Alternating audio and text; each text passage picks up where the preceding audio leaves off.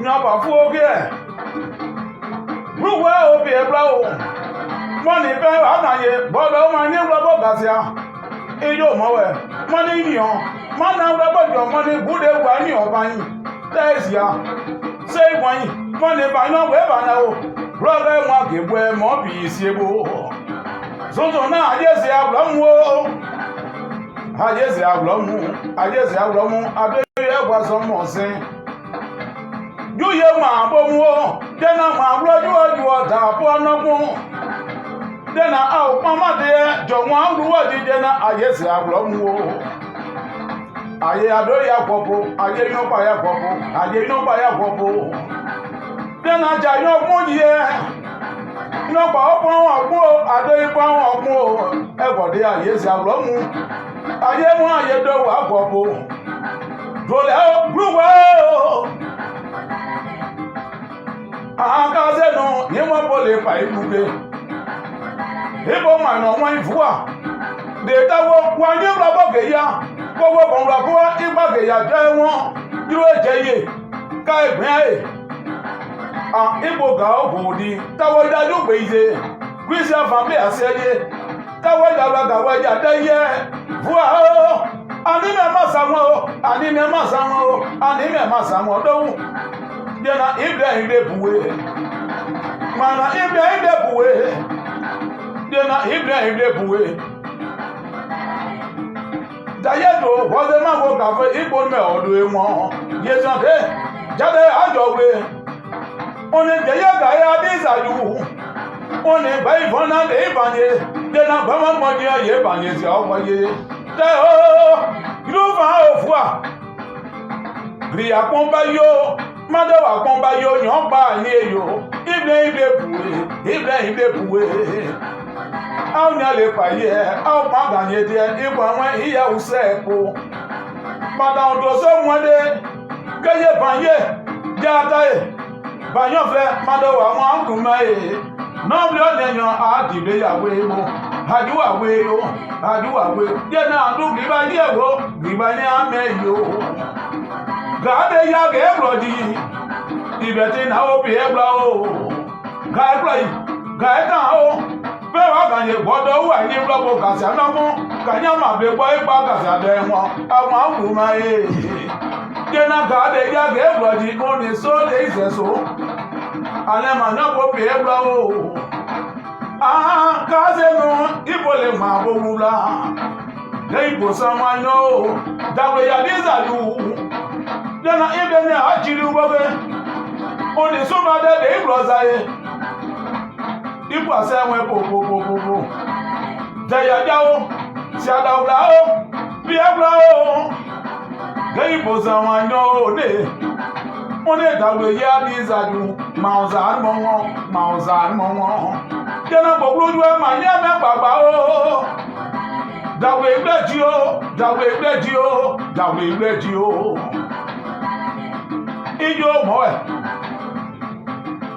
Bafon ya dizadu Jena bafon ya dizadu Bafon ipela Nye bla dobu e Blawe do e Idi mo san o Anye so blowu Ma go fi o bi e bla o Ajuwa we ale ma yan we no mo Dole ipo ase enwe popopopopo Nyoba fu oge e Mojo na le nya fi aye Jena ale ma yan na le nya o Inele nyawo, nyoba wedo hungo, jena inele nyawo. Bledo ni enjiwo de, bledo ni enjiwo.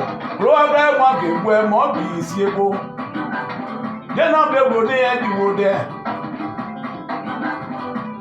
Nyoba fuoge. Jena nyoba fuoge we. Jena lema nyone le nyaga. Dole na le nya, jena ganye nya le nyawo wa.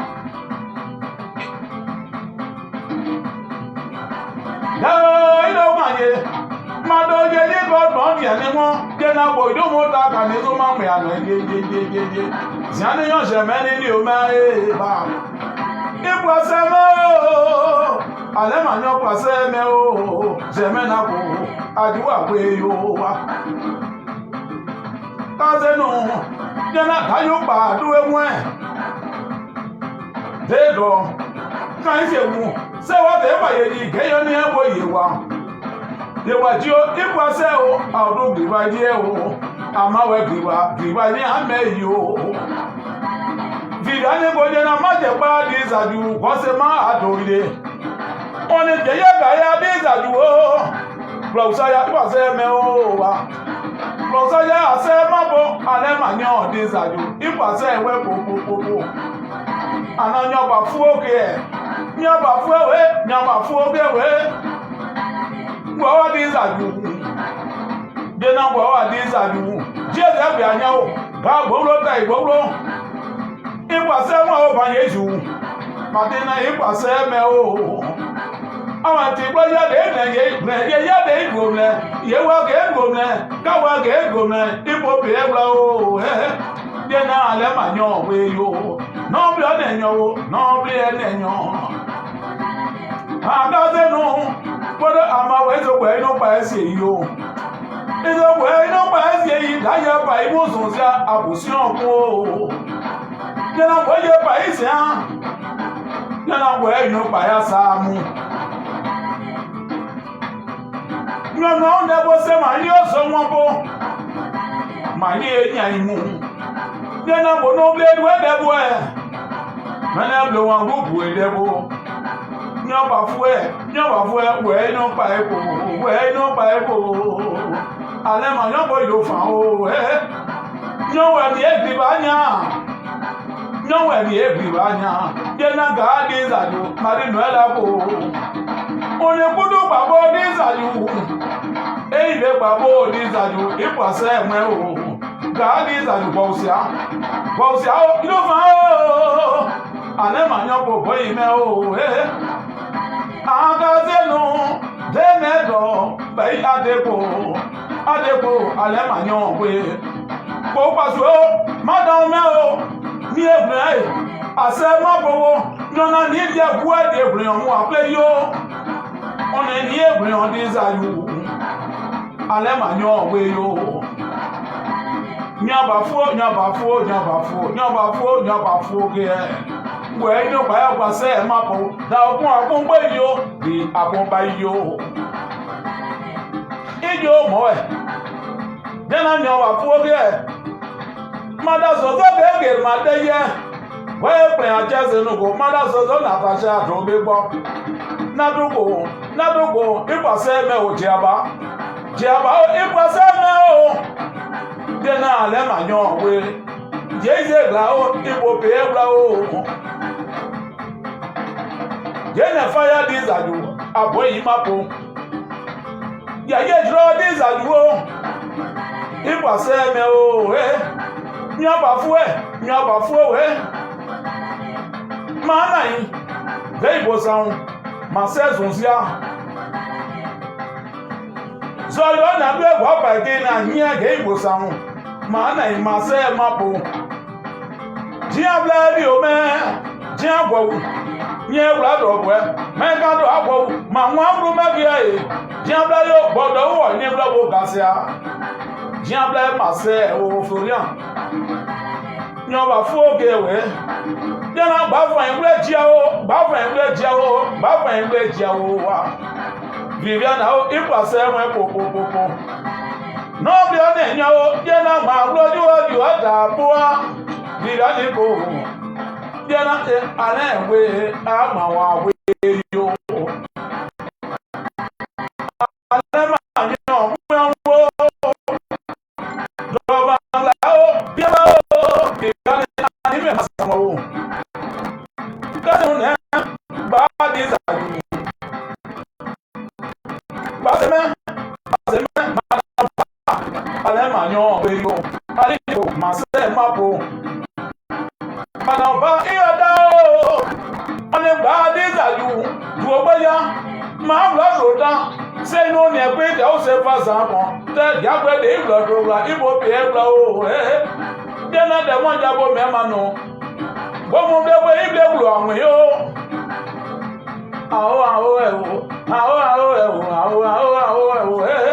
nyonu awon de bo se ma ni o so mo bo je ya die oni die tawo ya ju pe ile Christian family asiye tawo ya lo ka wa ya de ye je na akun ba yo ni o pa yin yo dablu ayede demu ayese ablamuo deja yabo mwe eyekuo jasebo ni o dena azabo jede apoglo anipin o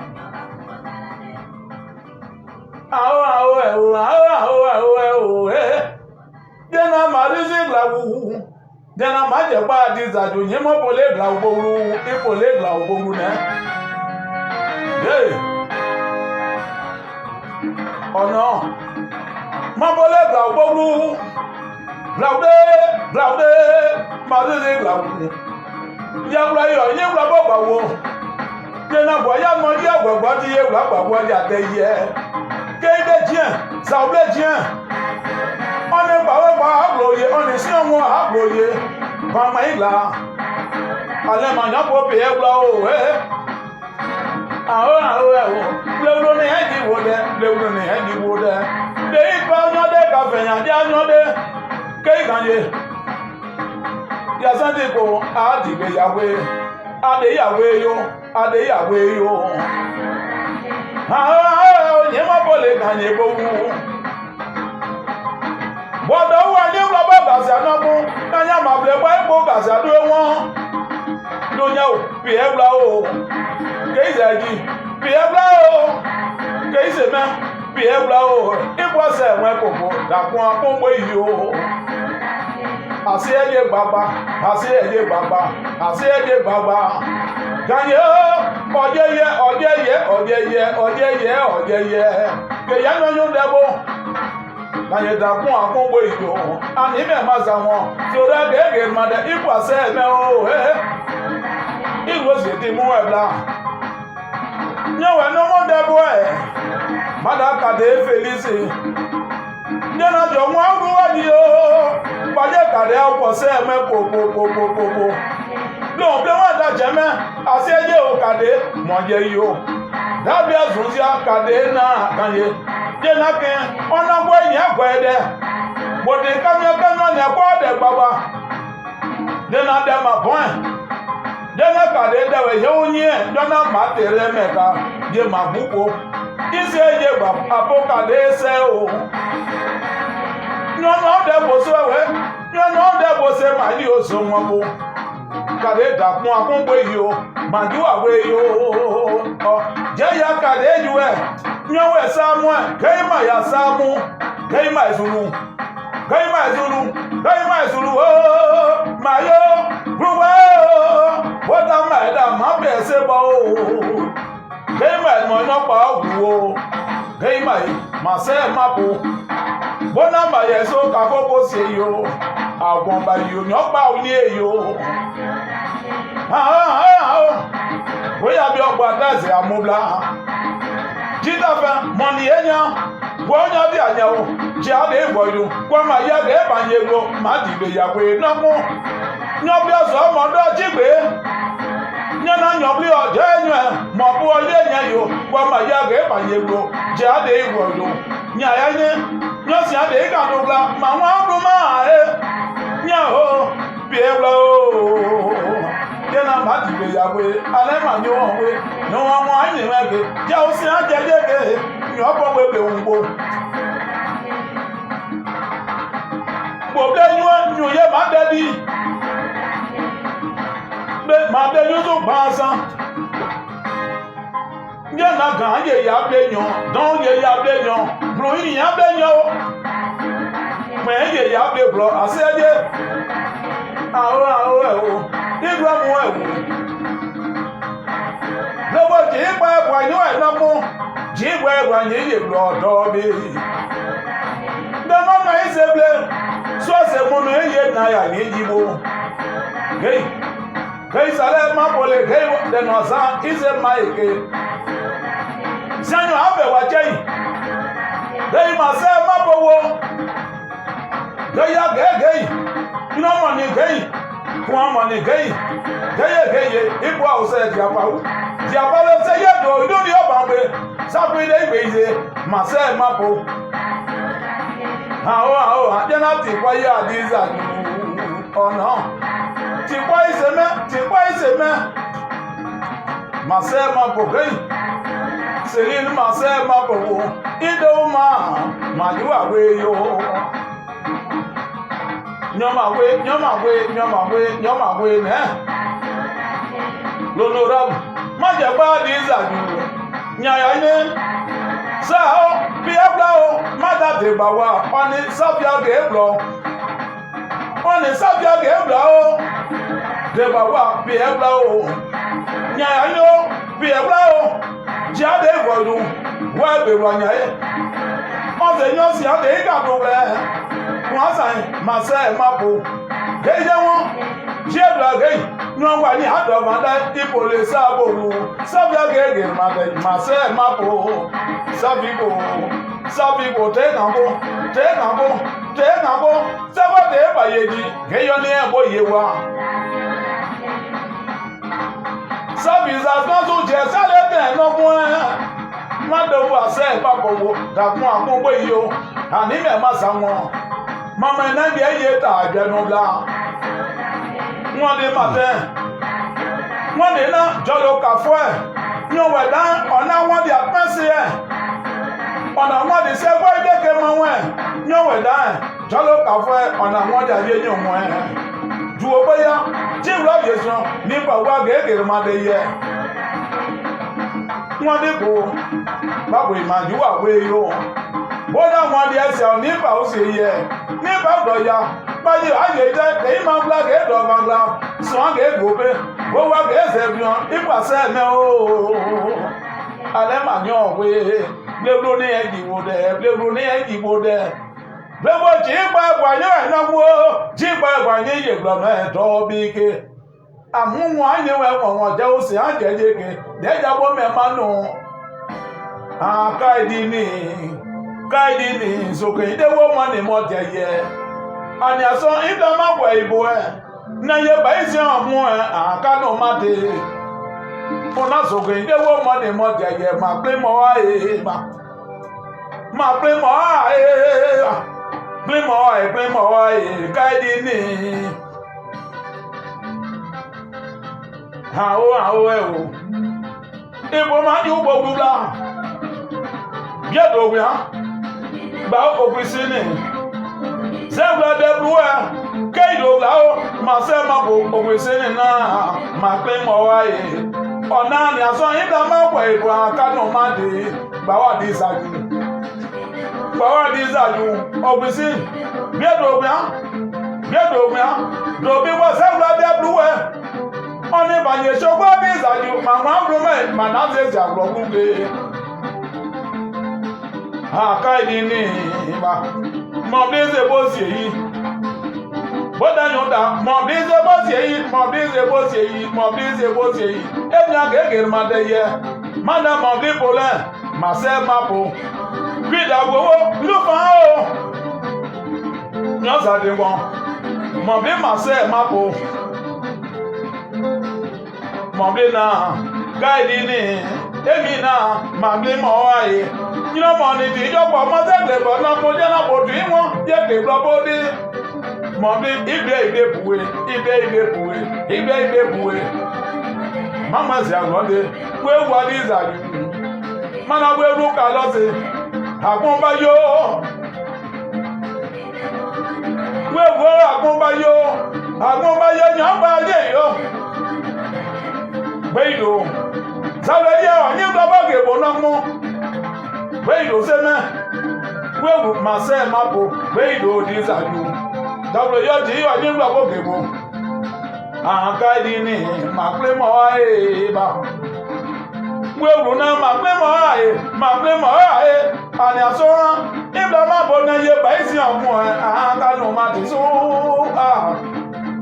ye na money mo je ye ma pe mo ae we wu ma se ma bo wo ma di be ya we ale ma yan we yo ibe di we ne ibediwe akaidi ni mama le pa ide ne mama e pa ide ge bubu agade madam pezo agata o pa se me o kaya fie madam me o ya fie bai ma da me o adibe ya we yo adu awe yo ọ̀nà kaidi ni ma pin mo ke ni ma je ma pin mo ae ni ma je so e ma pin mo e ana so ina ma po e bo so e na ye ba ise won mo e ma ha kaidi ni ma pin mo ae Awo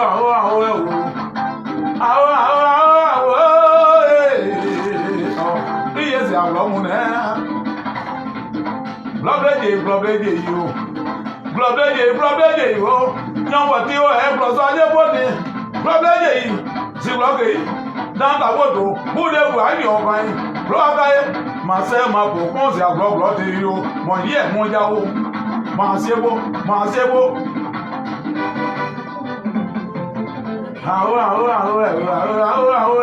Dèbòlú Èrìkè.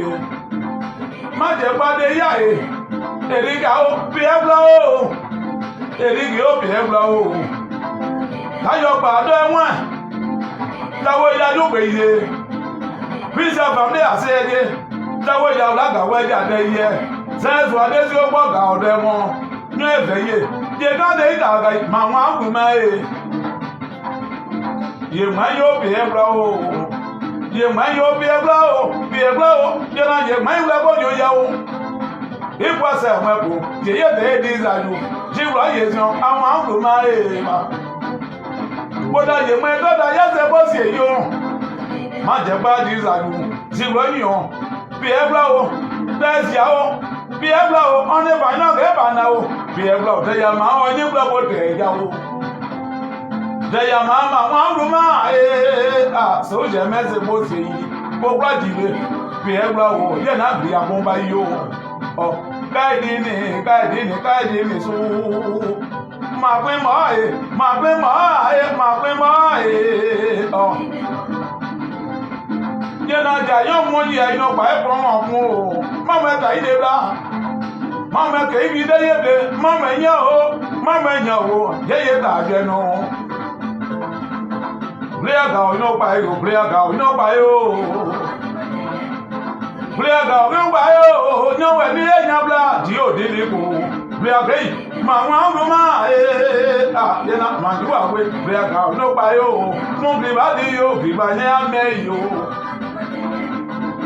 What I get time when you are the lenya, or they know by cave on ye, equal 7 popo, cave, Martin, Manapui. Aju agbe anema nyo gbe ikwase o amado anime masa won ye na ye ga ye bonye ge abo awire nyanyo ijo mowe madam agwe we be no this aju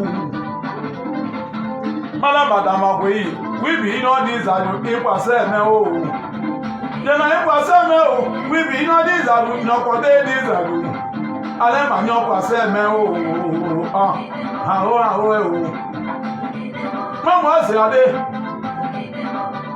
Baudu na ye bi no le du ogbe ya Zabia wa ni labodro jiwa yesion awon awuru meye agbon blo abi yo amon ye mo yawo duo amon ye mo ya monsieur le maire madame me o l'honorable eni oge yake nana je ijebe dawo geyi si ebere gbe si na je di se bobe oni blata bo yo gbe awon arume oh no ale ma nyo bo bi ebla o bledo ni eni wo de.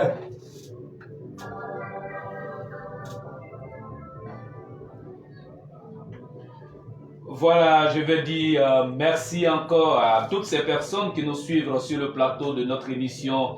Et si on en parlait, et sur ce plateau, comme vous l'avez constaté, nous recevons l'artiste Alain Magnon qui est avec une délégation très importante. Il s'agit du président du comité d'organisation d'une importante cérémonie qui se prépare activement, on en parlera tout à l'heure. Et puis aussi à ses côtés, il y a ce communicateur qui est en charge de tout ce qui constitue la communication autour de l'artiste. Voilà, alors pendant que vous êtes en train de partager au maximum cette émission pour permettre à tous les d'être au même niveau d'information que nous, que Dieu vous bénisse depuis votre position géographique. Voilà, je vais saluer déjà ceux qui sont déjà là. Je vois près de 106 personnes, mais je vais aller petit à petit. Sonia Zoué, bonsoir. Maman Hébertine Tikwaï, bonsoir. Maman Célestine Voix, bonsoir. Bonsoir, Maman Juliette Bozon. Bonsoir encore vraiment à tous ceux qui sont vraiment en ligne avec nous. Alors, je pense que vous êtes en train aussi d'alerter le maximum de personnes. Voilà. Alors, je vais encore demander à l'Emmanuel de nous reconduire encore en musique. Et puis, bon, voilà, juste après encore cette dernière touche pour juste vous faire plaisir, parce que c'est la fête des musulmans, on partage ensemble le même contenu de la foi, c'est-à-dire Dieu existe. Voilà. Alors, Alémanion, on va vous reprendre encore en ligne. Mon technicien, si possible, on y va avec Alémanion.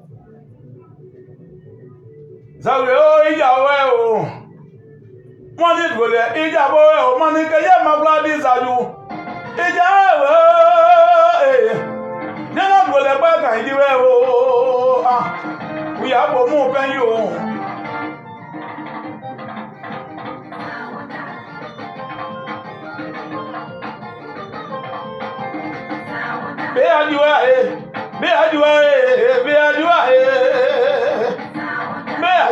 be aju se majo ne ma ba waju se majo ne bla ibe di we ne je na nya bo se di mo ba wo da ma de izo igba gan di we wo oni o de ma je ba di zaju ye nyo de do ye we ba me o de mo ha o na dalibo na do bless ya o Buadizaju, Jeye Gaya Bizaju, Dapon Abumbo yo, Abumba Ipa Sama Popo, Edua, Beadua, Now Pole Paibu, Gaseme, Gasaja Dabo Magi, Abloma Tete, Saji Bloma Kama, Bleodua.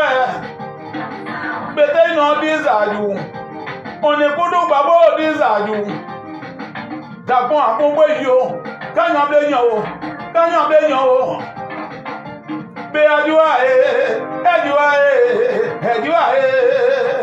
ma ba waju se maju ni yo jena nyan mo gede abrabo dauza ni bale je auza ni ye magepa ma bole ebi gbowu ha o be ajua ebina una baba waju se maju ni yo ejua Sonia Zoué on be do dizaju Sonia Zoué ase ma bowo adibe ya we abo ana manya bo bi ebla o manzan mo nyana bo loju e ma ni ame baba o Ejua me ajua ma ba wajua ba Valérie Flotin ba waju se ma jo ni de vale dana zo gana do anu anyu ana gbegbe aje blo igba o vale dan igba se me o ani me ma zanwa aje ka aje gbe o Tiede Marie Tiede Marie ide uma jena adibe ya webo ajuwa webo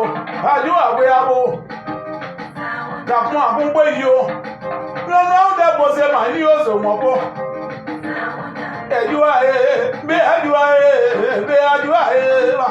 Désiré Zahar.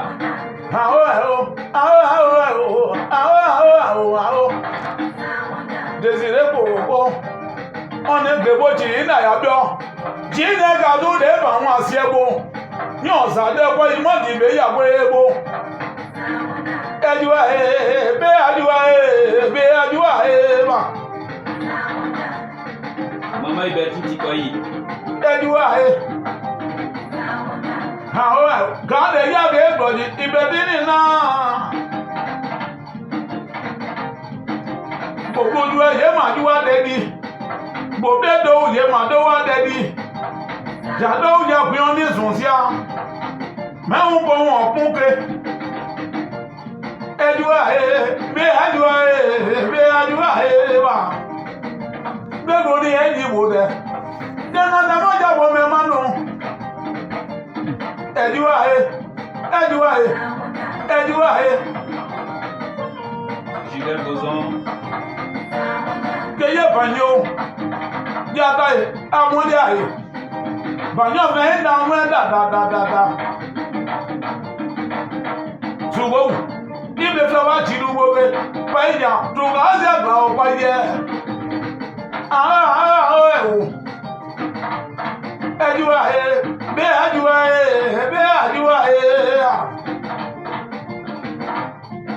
Jile di bozo ani me ma sa won.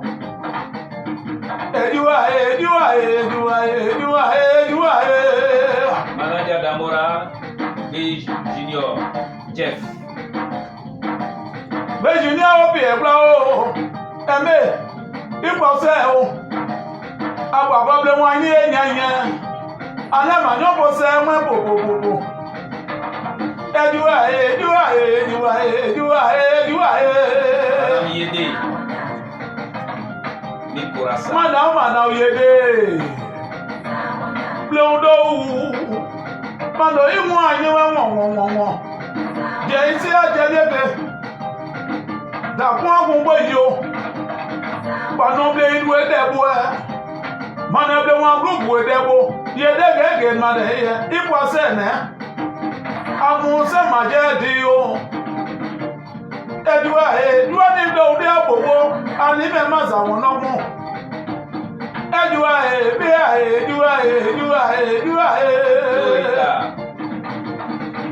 Doda ya gege ma de ye. Ase ma bo ne. Se ma wo. Dori da se ma wo o.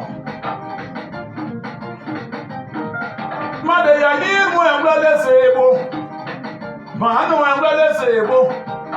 De kwa iza engbele sebo.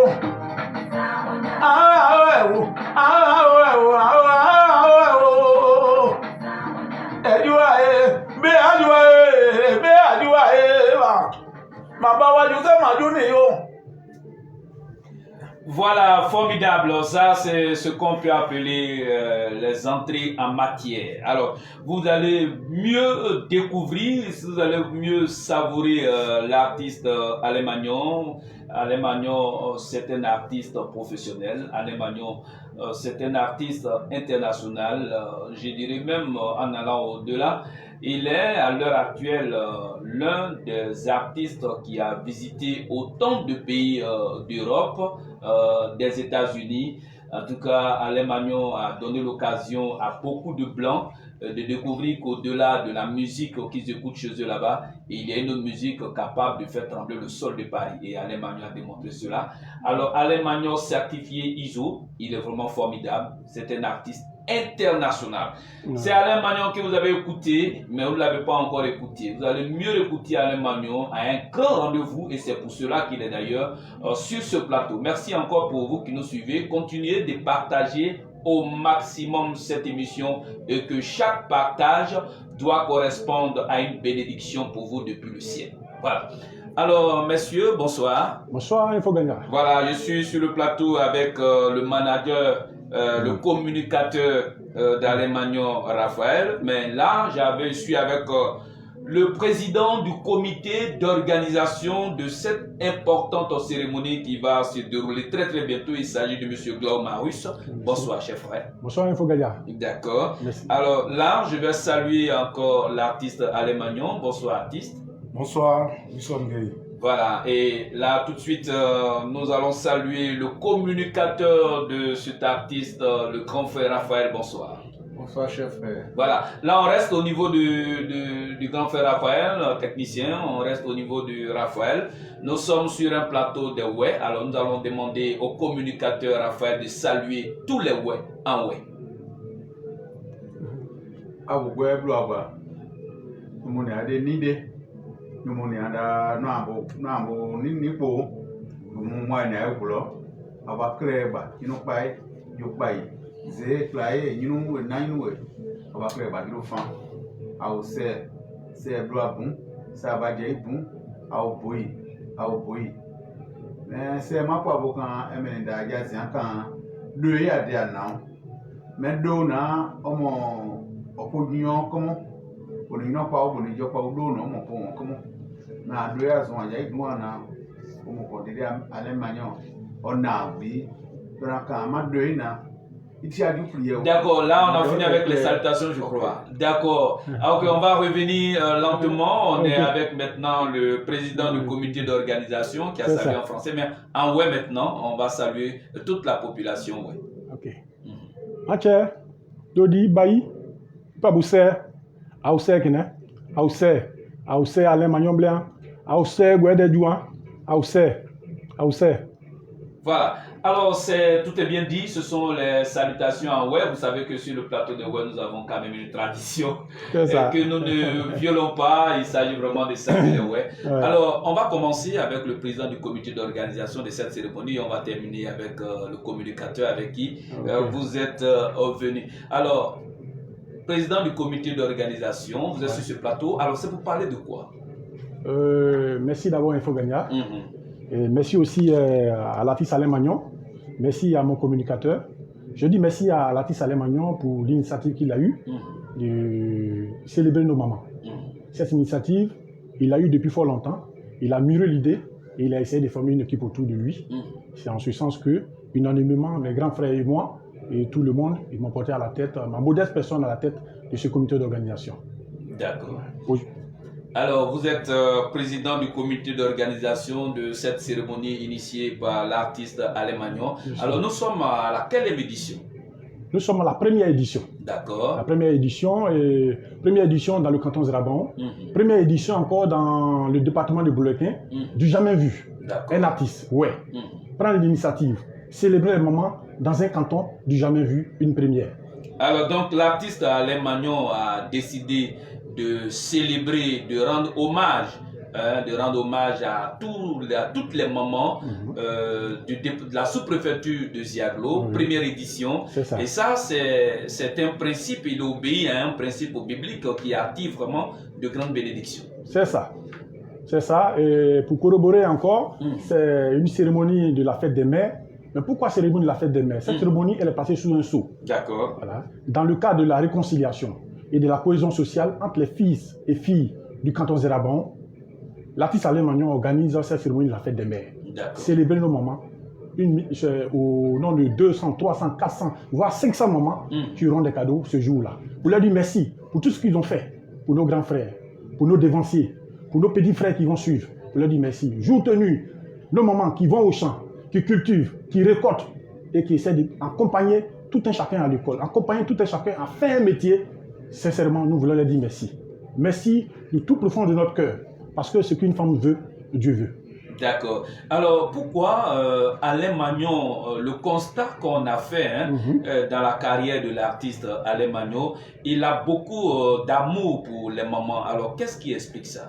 Alain Magnon, à la base, il est humain. Alain Magnon, à la base, il est associatif. Alain Magnon, à la base, il est social. Alain Magnon, à la base, la continence, c'est-à-dire que tous ces aspects, son public est dominé par la jeune féminine. D'accord. Et Alain Magnon aussi, à la base, il est le chouchou de sa maman aussi. D'accord. Maman que je salue présentement à Ziaglo. D'accord, merci bien. Alors, Fête des mères, première édition dans la sous-préfecture de Ziaglo pour rendre un vibrant hommage à toutes les mamans qui vont bénéficier de beaucoup de cadeaux. Alors, les dates et les heures de cette cérémonie. Cette cérémonie, comme je le disais tantôt, qui est placée sous le tour de la réconciliation et de la cohésion sociale, au fait, j'insiste beaucoup là-dessus, parce qu'aujourd'hui, quand on est réconcilié, il y a une cohésion au niveau des fils et filles, tout roule comme sur du beurre. Raison pour laquelle nous insistons beaucoup, réconciliation, cohésion sociale, fête des mères. La maman aime ce qui est où il y a la paix. Partout où il y a la paix, tout marche. Partout où il y a la paix, nos mamans ont l'occasion de vaquer à leurs occupations pour s'occuper de nos périphères et pour s'occuper de nous. Raison pour laquelle Alain Magnon a initié cet aspect-là. Alors, nous aurons appris qu'effectivement, il y avait un problème de cohésion au sein de Ziaglo. Est-ce que ça, c'est aussi vrai que cela vient d'être réglé? Problème de cohésion, je peux dire oui ou non. D'accord, on peut dire oui. Bon, comment peut-on l'expliquer? Peut-être cohésion, c'est trop fort. Voilà, c'est des malentendus. D'accord. C'est des malentendus, c'est des malentendus. Raison pour laquelle, lors de cette cérémonie, nous allons y aller avec tous les fils et filles du canton Zeraban, avec aussi tous les fils et filles du Guémon et du Cavali. Chacun va prôner son message de cohésion sociale. Parce qu'aujourd'hui, nous sommes nés, nous sommes ensemble, nous sommes obligés de vivre ensemble pour avancer. Parce que l'artiste Alain Magnon a été toujours le symbole de l'union, le symbole de la solidarité, le symbole de la cohésion. Et c'est justement ce qui fait d'Alain Magnon un pion essentiel dans le développement du département de Glodic. Justement, vous avez bien vu, comme je vous ai dit, tout ce qui est social, toute personne qui est humaine, quand tu inities un projet, ce projet, sans toutefois penser, attire tout le monde. D'accord. Célébrer aujourd'hui la fête des mères dans le canton Zeraban, bien entendu, c'est du 28 au 29 mai 2021 à Ziaglo, région du Cavali, département de Boulequin, sous-préfecture de Ziaglo. Et là, c'est combien de villages au sein de cette sous-préfecture qui vont se regrouper ce jour? C'est au total 7 villages. 7 villages de Ziglo, Ziaglo, Béoué, Douandou, Point, Guéya et Dandrou. D'accord. Voilà. Il faut noter aussi qu'au niveau de Ziaglo, c'est la réunion de 5 villages. Donc du coup, quand il dit 7, c'est 11 villages. C'est ça. Voilà.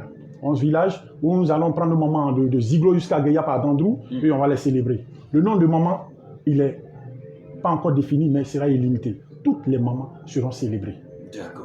Et là, vraiment, aujourd'hui, étant cette première émission, nous n'allons pas dévoiler les officiels de cette cérémonie parce qu'il y a encore d'autres émissions où on parlera vraiment des officiels de cette émission. Aujourd'hui, c'est juste pour donner les étincelles. Hein? C'est ça. D'accord. Alors donc, on retient que du 28 au 29 mai 2021, dans la sous-préfecture de Ziaglo, c'est dans le département de Bleulequin. Et là, nous sommes dans la région du Cavali. Vous voulez, je le redire encore, et tout ça, c'est en Côte d'Ivoire, le pays des ressortissants, d'abord, et puis ensuite, les autres, on partage ensemble notre si beau pays. Alors, du 28 au 29 août à Ziaglo, c'est la fête des mères, où l'artiste Alain Magnon va mettre de la joie dans les cœurs de nos mamans avec des mains chargées de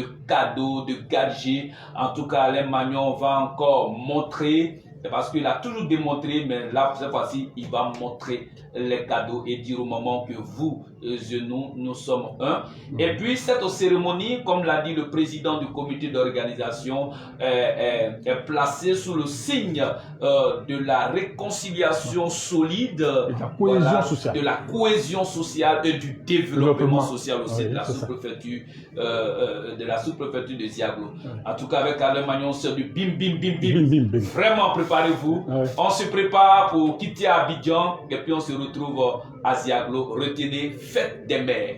Première édition avec Alain Magnon qui est l'initiateur, le fondateur, le président de cette première édition et ça sera un succès total et de réussite parfaite. Voilà, président du comité d'organisation, on va encore ajouter quelque chose, allez-y. Oui, tout d'abord, au nom de tout le comité d'organisation, sincèrement, je suis le président du comité d'organisation, mais autour de moi, il y a des sachants, il y a des personnes expérimentées, du communicateur, de l'organisateur, de la logistique, de toutes les personnes extérieures qui vont au contact des personnes. J'aimerais dire merci à tout mon comité qui joue tenu ne cesse de ménager des efforts afin que cette cérémonie, cette initiative que Alain Magnon a eue depuis tant ait lieu. Et surtout avec Madame Torita Daya, qui est la chargée des affaires extérieures et la responsable de l'accueil et l'installation le jour de cette grande cérémonie. Super Torita. Super Torita. Je vous informe aussi que après le travail des jurys, elle fait partie des meilleures actrices de développement social dans la région du Cavali. C'est ça, c'est ça. Merci beaucoup. Au travers ça, c'est de dire merci aussi. Bien sûr, Alain Magnon, il a initié tout, mais Alain Magnon, jour et nuit, il est en contact permanent avec toutes les personnes qu'il connaît. Et ces personnes ont apporté les voix, ont apporté le soutien à ce projet-là. Vraiment, on leur a dit merci. Ils sont dans l'ombre, mais il y aura un moment où on va citer leurs noms, on va les nommer pour leur dire merci. Publiquement devant tous les fils et filles du canton Zraban, on va leur dire merci. Grand merci. Que ce soit en Côte d'Ivoire, en Europe, vraiment, on aimerait leur dire merci. Merci pour le soutien qu'il apporte à l'artiste. L'artiste, il est reconnaissant, qu'il continue de l'accompagner, et cela va nous porter des fruits. Cela va créer la réconciliation dans le canton Zraban. Cela va créer encore la cohésion sociale dans le canton Zraban, d'où le développement va être amorcé. Ce qui est impossible aux hommes est possible aux artistes. Il faut donc féliciter l'artiste Alain Magnon et puis profiter de cette occasion pour dire que là où la réconciliation, la cohésion sociale est de mise et qu'un artiste va poser les pieds de la fraîcheur, il faut lui venir en aide. Donc tous ceux qui, au-delà de ce que Alain Magnon aura les mains chargées, veulent aussi faire un geste depuis leur position géographique, veulent donner 3 pagnes, 2 pagnes, 1 pagne pour dire à Alain Magnon, moi je te donne 1 pagne, le jour de ta cérémonie, donne à la maman que tu veux, moi je te donne 2 pagnes, le jour de ta cérémonie complète avec ce que tu as. Tout ça, ce sont des actions qui seront vraiment les bienvenues. Et c'est pour ça, président du comité d'organisation, rapidement le numéro. Oui. Merci encore Info Gagna. Vraiment, je suis très heureux d'être à ton plateau aujourd'hui ce soir. Et ça me donne encore cette force-là d'accompagner toujours l'artiste Alain Magnon. D'accord. Au-delà de ça, quand nous avons initié des séries de visites, on a envoyé des courriers d'information dans le canton Zraban. En passant, j'aimerais dire merci d'abord à tout le comité local qui est sur place, piloté par le président Olivier Bléhy. Vraiment merci à tout ce comité qui est sur place. Et à cet effet, on a envoyé les courriers. Et ces courriers, on a envoyé une mission aussi, à travers ces courriers, une mission qui a été diligentée et dirigée de main de maître par notre communicateur Raphaël, qui a fait un boulot énorme. De Ziglo jusqu'à Guéyan, passant par Dandou, on a informé le chef des villages, les chefs des villages, président des jeunes, président des femmes, et tous nos frères et sœurs qui étaient présents. On leur a donné l'information selon laquelle l'artiste international Alain Magnon organise la fête des mères sur le sceau de la réconciliation et de la cohésion sociale, du 28 au 29 mai 2021 à Zéaglo. Et là, Maman Agathe a été saisie depuis Paris. Oui, elle a été saisie. Et des valises reviendront. Aussi, notre maman aussi, voix Célestine, qui a été saisie. Jour tenu, elle ne fait que nous produire des conseils. Jour tenu, elle ne fait qu'apporter son soutien moral, matériel et financier. On va dévoiler toutes les batteries à la prochaine émission. Je vous donne le message de Le Bon Charles Deboya. Depuis sa position géographique, bonne chance à l'artiste Alain Magnon, et à tout son comité d'organisation. Alors, Valérie qui vous dit merci à vous tous pour la culture web. Dieu bénisse mon peuple. Voilà, Miko Rossan qui dit merci beaucoup l'artiste. Bravo Pessio, tu es très éloquent, je suis fier. Ça, c'est de la part de Torita. Voilà, et puis Maman Bléidé Pierrette qui dit ici, Alain Magnon, il est très généreux. Voilà. Alors, et maman, c'est cette générosité qui fait que le teint d'Alain Magnon brille toujours. Voilà. Et là, vraiment, voilà, je pense bien que, voilà, Dorita dit, compte sur moi, mon artiste Alain Keï. Voilà, il n'y a pas de souci. Et puis voilà, je pense avoir lu les différents messages. Vous pouvez toujours envoyer les différents messages. Bravo Alain Magnon, ça c'est de la part de Maman Naï Agathe, d'accord, il n'y a pas de souci. Voilà. Alors, on va aller avec l'artiste Alain Magnon. Voilà. Alain Magnon qui organise cette première édition. Alors, à quel moment est venu à l'esprit à Alain Magnon de dire que vraiment, il faut qu'il fasse ça, il faut qu'il fasse ça? Info Gagna, pour tout propos, je remercie le Seigneur parce que c'est grâce à lui que nous sommes là aujourd'hui. Tu sais, les mamans, elles font trop pour nous. C'est la mère qui souffre. C'est la mère qui supporte le grossesse pendant 9 mois. C'est la mère, quand tu es dehors, n'importe quelle heure, c'est elle qui ne dort pas. C'est la mère, quand tu ne manges pas, elle n'est pas tranquille. Donc, il faut la célébrer. C'est pour cela qu'il dit cette année, qu'il pleut, qu'il neige, il faut que. Et c'est vrai, mes mamans. Très bien. C'est tout. D'accord. Vraiment, merci beaucoup à Alain Magnon. Nous allons maintenant avec le communicateur, le tout-puissant communicateur du Zarabon. Et cette fois-ci, en Oué, notre communicateur va parler de cette cérémonie à tous les Oué. la date, le lieu, l'heure, le grand rendez-vous, le communicateur. Assermentien, oui. Ok. Il faut gagner. Asserment. Asser.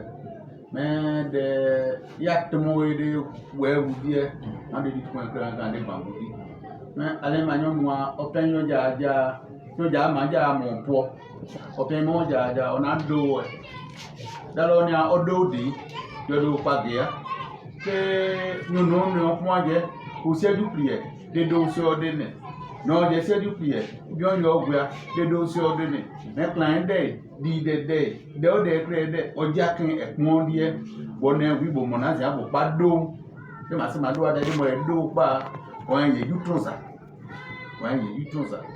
imi ona mi na me ka nyu ge wa pa ye inu no wa kre ba o ma ja do nya ro sin afra mo ona nyu jono de do ade inu budu mi na so ikon yu ba de bi na ta ma na ba de bi kan le ka da ka inu kan ba da so pa da de na inu pa o de mo po ebru e no so akoso mo ko me do di akre ba oni ade ton ile to mo no bo bi to mo ma we do na zode do akre ba do bu da do na de ya do san kan en mo ndi tra me ne anyo kla kan de mo de dia de me mo ebru e zi atebu go be ka anya go be so go ka no sa de mo ebru e de ja ko ja we kre ba no na meso no pa do bo ba biaru na da no pa do de bambu ara président des femmes na da wibo una président des jeunes du na ba de zo ba kre de gbe na de zedi e go aya dunwa e ado ya go e do bunu abo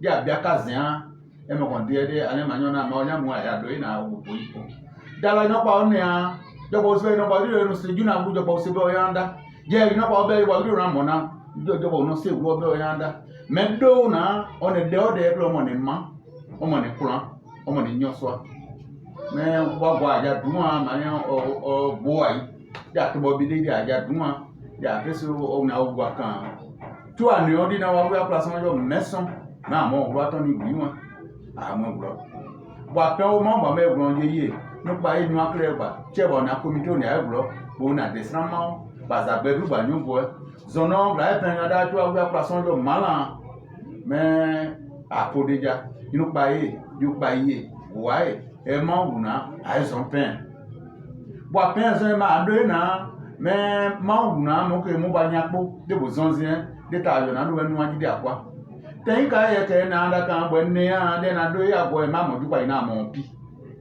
bo pi ba de ma ma ino ba e zo na no pa to de yi me e na blo azia inde me de ja mo no a go bra pa da o ba ba no ja o ba ba no me tu a gwa plason jo mala ba pen so plason jo me yen blai pen na do na de banya di ko de ina godo a imi enya ko yeji beji ina de mita chepreza de ado an ba umwa ena ka ba date jo ni ogodu e jo ina goye jo mo we de gogota ni na go ina ba me ni ara mo ni do de kre chena we du boji pepe me ba na do yu awe bueke una bobuji bobu pon de me do ru abojo son e bo bueke me ajo mo agbagbo pa kan do ran gba we do mu do bla go bo bla de abadi juja de adobo da adobo kin ado igba bredi da adobo kin de ayetum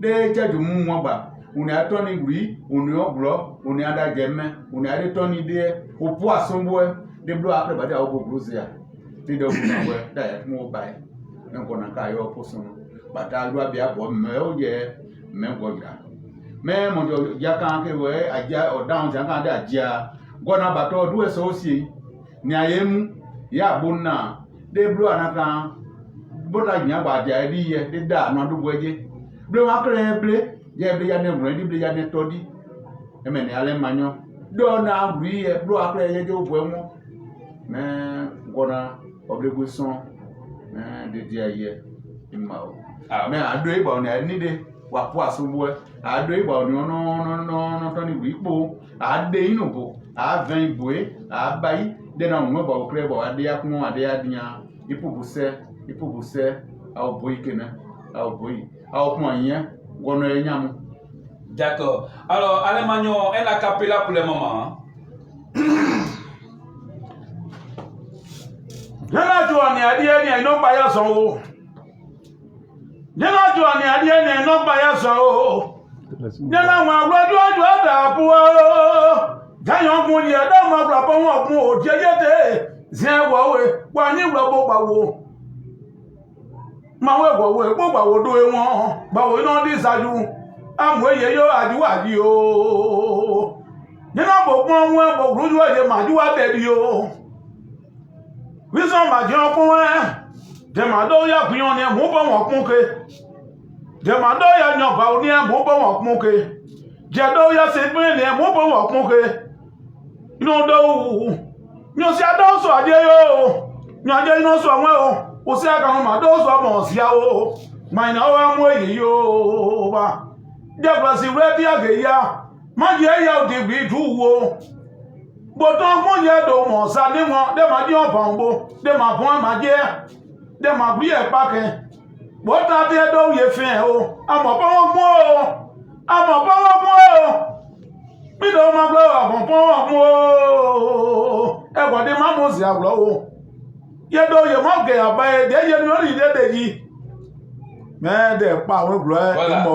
D'accord. Merci beaucoup Alain Magnon. Ça aussi nous sommes en train toujours de communiquer sur l'événement. Alors donc voilà, les bons Charles Deboyard, il n'y a pas de souci.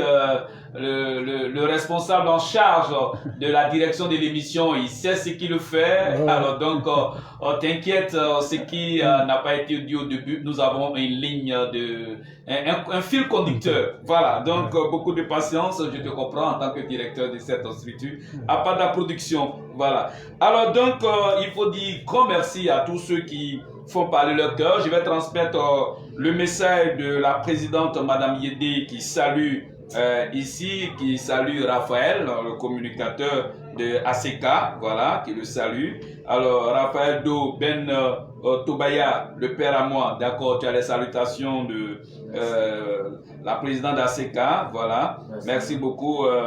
Charles Dekabla qui vous salue aussi, merci beaucoup, voilà. Chapeau à vous, chapeau à vous. Voilà, alors donc il faut déjà, je vais demander à tout le monde de dire un grand merci à Maman Célestine Voix qui a décidé de prendre en charge les 3 passages télé de l'artiste Alain Magnon, qui a pris en charge la présence du groupe Info Gagna, de la radio-télévision Presse Ouest au cœur de Ziaglo, afin que cette cérémonie soit diffusée en direct avec une qualité pas possible pour que vous puissiez suivre cette importante cérémonie, première édition de la fête des mères de Alain Magnon depuis Ziaglo, puissiez suivre ça aux États-Unis, en France ou en Europe, dans les pays arabes. Vous allez voir vraiment comment une mère, elle est importante et comment une mère a de la valeur avec Alain Magnon. Et grâce encore une fois de plus à Maman Célestine Voix, tout a été pris en compte au niveau de la radio, télévision, Presse Ouest. Mais ceux qui veulent continuer encore de prendre en charge, d'accompagner la télévision, vous pouvez le faire. On a toujours besoin des moyens pour manger encore plus. Voilà, donc envoyez. Voilà. Alors, je vais encore revenir au président du comité d'organisation. Là, on va maintenant dans les actions. Ouais, voilà. Ouais. Alors, la première personne qu'on peut annoncer, la première personne qu'on peut annoncer autour de cette cérémonie serait donc la marraine. Oui. Alors, vraiment, sur ce sujet, je me dis grand merci. Vraiment grand merci et grand merci à Maman Célestine Voix. Elle était la première à échanger avec l'artiste Alain Magnon. Et au premier coup de fil, elle a donné sa caution à l'artiste Alain Magnon. Elle est la marraine à vie. D'accord. La marraine à vie de cette cérémonie de fête des mères. Voilà, alors vraiment je voulais garder ça en secret pour faire la surprise à tout le monde à l'émission prochaine, mais ça se tue. Voilà. Impression que moi-même, voilà. Donc je dévoile le secret que je voulais garder pour la prochaine émission. Voilà, mais la prochaine fois quand je garde un secret, je ne vais pas le livrer, ça je vous tiens informé. Grand merci à Maman Célestine Voix qui elle est la marraine à vie. parce qu'une marraine à vie, ça veut dire que c'est elle qui accompagne la carrière de l'artiste au plan professionnel, c'est elle qui accompagne la carrière de l'artiste quand il y a petit, moyen, aux grandes cérémonies. Elle est la marraine à vie, elle est donc la marraine de cette importante cérémonie. Avec maman Célestine Bois, ça sera du bayaï à Ziaglo. Vraiment, Ziaglo, préparez-vous pour découvrir la main forte de cette maman, de quoi elle est capable. Vous allez prendre.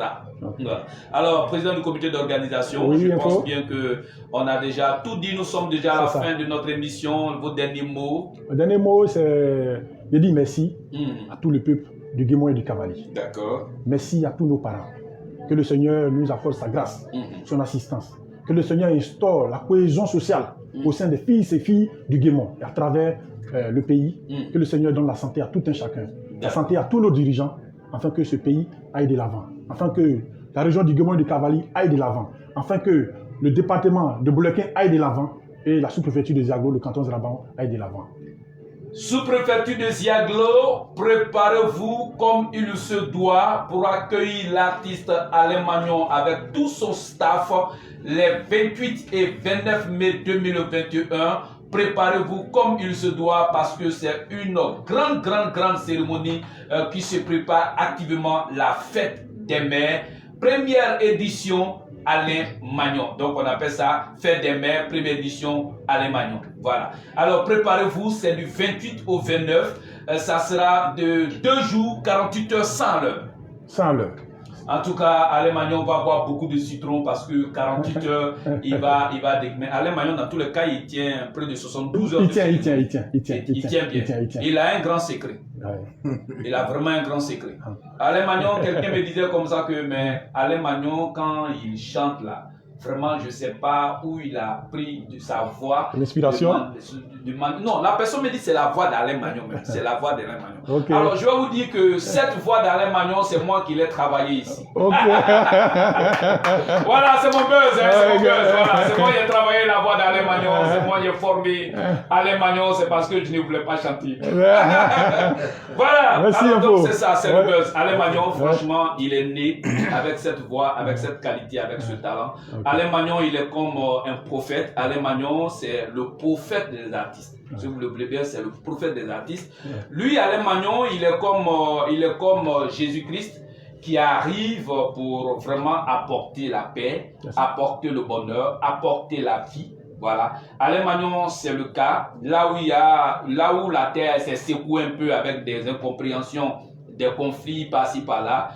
Lui, quand les missionnaires finissent tout, il arrive maintenant pour arroser, pour créer le bonheur. Et ceux qui vont profiter cette année de ce bonheur, c'est d'abord les mamans. Les papas, ne vous pressez pas. Alain aura un autre programme pour vous l'année prochaine. On ne se plaint pas. Il n'aura pas de combine, mais cette année, c'est les mamans. L'année prochaine, ça sera certainement vous. Si Dieu n'a pas changé l'esprit d'Alain pour dire non, je vais les mamans. Parce que Alain Magnon, son affaire des mamans, c'est trop fort. Voilà, c'est pour ça qu'en Europe, même les mamans, là, quand il dit Alain Magnon, on ne touche pas à leur diamant.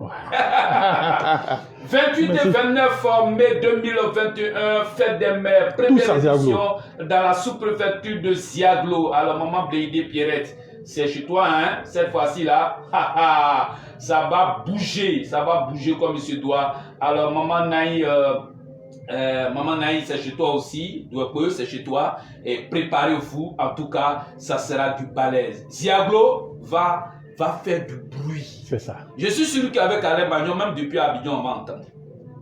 D'accord. Alors, communicateur, on va dire le dernier mot en ouais.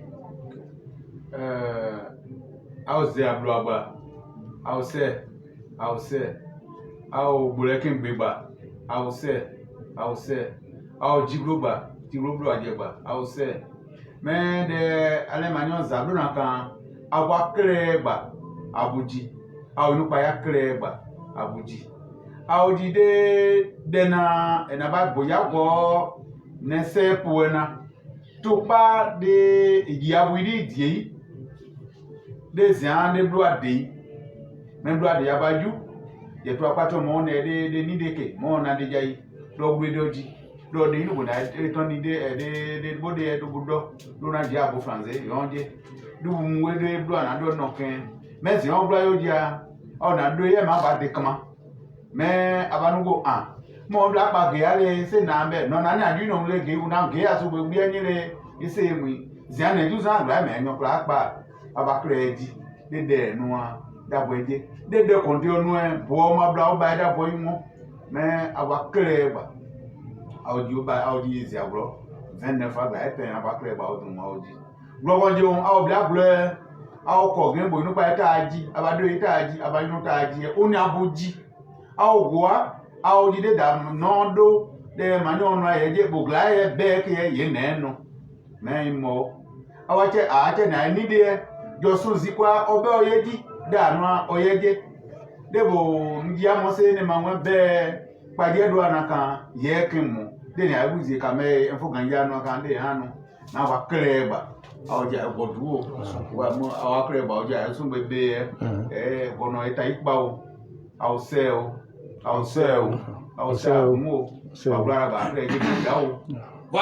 Voilà, merci beaucoup. Alain Magnon, dernier acapella des moments. Je vois mon blé, bon, c'est ça que. Je n'en vois pas blé, yo. C'est l'oignon. Et moi, ça va vous bien des aous. Yahweh, wa ni robo bawo. Voyons mon vieux, wa jade hier. Ça m'a yo, à moi, du ate yo. Ah, gazano, power des aous. Gawadwe. Pewa wa ni robo gawo. Ça doit des yo à 16 ans, marinette.